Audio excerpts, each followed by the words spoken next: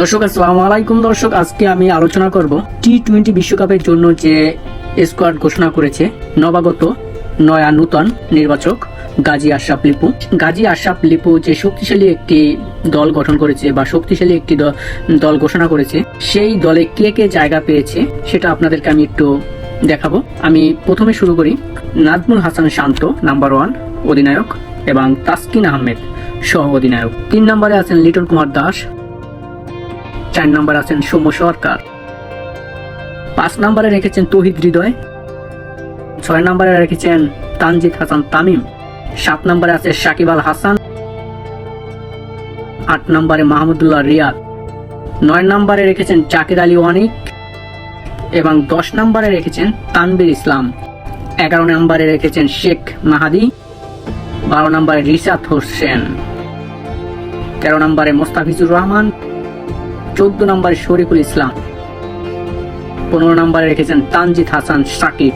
বিশেষ অতিরিক্ত রেখেছেন 2 জন। সেই বিশেষ অতিরিক্তের ভিতরে আছেন হাসান মাহমুদ এবং 17 নম্বরে আছেন আফিফ হোসেন ধ্রুব। দর্শক, আপনারা দেখলেন যে নূতন নির্বাচক শক্তিশালী একটি দল ঘোষণা করেছে। তো আপনার মনে হয় কি এটা কতটুকু আসলে শক্তিশালী দল হয়েছে সেটা আপনারাই বলবেন। আশা করি আমার মতে আসলে এটা কোনো শক্তিশালী দল গঠন করা হয়নি। এর চেয়ে অনেক অনেক দ্বিগুণ শক্তিশালী দল গঠন করতে পারত গাজী আশরাফ লিপু, কিন্তু সেটা করেনি বা করতে ব্যর্থ হয়েছে। এবং এমনকি বলতে পারেন যে সেই বা সুজনের পথে হাঁটছে গাজী আশরাফ লিপু, এমনকি অনেকের সমালোচনাও সোশ্যাল মিডিয়ায় বয়ে যাচ্ছে, আপনারা জানেন। তো দর্শক, আজকে আমি একটি দল গঠন করতেছি বা আমি একটি দলের তালিকা বলতেছি এই টি-20 বিশ্বকাপের জন্য। আপনাদের কাছে এই দলটি কেমন লাগে সেটা আপনারা জানাবেন। তো দর্শক, আমি যদি প্রথমেই বলি, নাম্বার 1 তামিম ইকবাল। নাম্বার 2 সাকিব আল হাসান। 3 নম্বরে তৌহিদ হৃদয়। 4 নম্বরে জুনিয়র তামিম। 5 নম্বরে মুশফিকুর রহিম। 6 নম্বরে মাহমুদুল্লাহ রিয়াদ।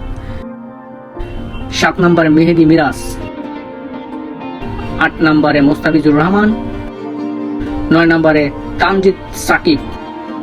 10 নম্বরে সাইফুদ্দিন। 11 নম্বরে সৌম্য সরকার। 12 নম্বরে এনামুল হক বিজয়। 13 নম্বরে নাজমুল হাসান শান্ত।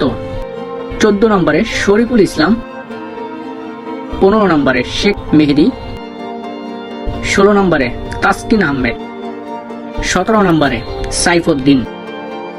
আপনারা হয়তো বলতে পারেন যে তামিম ইকবাল তো দলেই নেই বা সে তো খেলে না এখন। তো দর্শক, তামিম ইকবাল এমন কোনো অপরাধ করেনি যে তার জেল হচ্ছে বা তার ফাঁসি হচ্ছে। সে কিন্তু দেশেই আছে, খেলাধুলাই করতেছে, আগের মতনই খেলাধুলা করতেছে, বাট জাতীয় দলে নেই। কিন্তু এই জাতীয় দলে কেন নেই, কি কারণে নেই, কি সমস্যা, সেটা সমাধান অবশ্যই, সব কিছুরই সমাধান আছে। তাহলে আজ তামিম ইকবালের সমস্যা সমাধান কেন হচ্ছে না?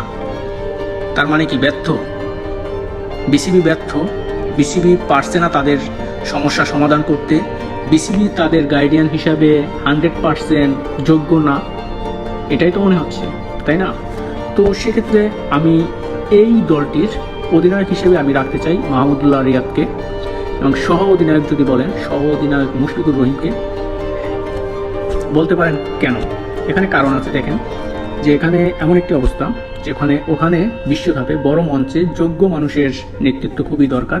সেই যোগ্য মানুষ হিসাবে বা অভিজ্ঞ মানুষের নেতৃত্ব খুবই দরকার। সেই অভিজ্ঞ মানুষ হিসেবে আমি মাহমুদুল্লাহ রিয়াদকে রাখতে চাই এবং সহ অধিনায়ক হিসেবে মুশফিকুর রহিমকে রাখতে চাই। কেন রাখতে চাই? আপনারা দেখেন, এখানে যদি আমি তামিম ইকবালকে অধিনায়ক হিসেবে রাখতে চাই তাহলে দেখা যাচ্ছে যে সাকিব খেলবে না, কারণ সাকিব আল হাসান তামিম ইকবালের সাথে একটা দ্বন্দ্ব আছে, আপনারা সবাই জানেন। তো সেই জায়গা থেকে তামিম ইকবাল অধিনায়ক থাকলে সাকিব খেলবে না, বা সাকিব অধিনায়ক থাকলে তামিম ইকবাল খেলবে না। তো সেই জায়গা থেকে আমি এই দুজনার একজনকে আমি অধিনায়ক হিসেবে দেখতে চাই না বা রাখতে চাই না। সেক্ষেত্রে আমি মাহমুদুল্লাহ রিয়াদ, সবচেয়ে সিনিয়র, বর্তমানে সবচেয়ে সিনিয়র মাহমুদুল্লাহ রিয়াদ এবং মুশফিকুর রহিম, এই দুজন থাকলে তামিম ইকবালেরও কোনো সমস্যা হবে না, সাকিবেরও কোনো সমস্যা হবে না।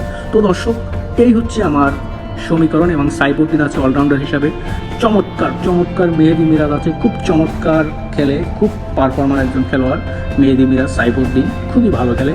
তো এই হচ্ছে আমার একটি স্কোয়াড মূলত টি-20 বিশ্বকাপের জন্য। আপনারা জানাবেন কমেন্টে যে এই দুইটা স্কোয়াডের ভিতরে কোনটা ভালো লাগে বা কোনটা আসলে যোগ্য টি-20 বিশ্বকাপের জন্য।